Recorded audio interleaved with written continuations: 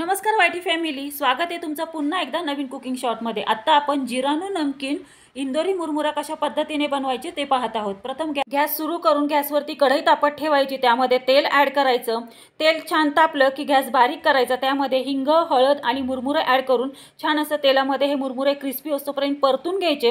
मुरमुरे परतून झाले की एका मोठ्या भांड्यामध्ये काढायचे।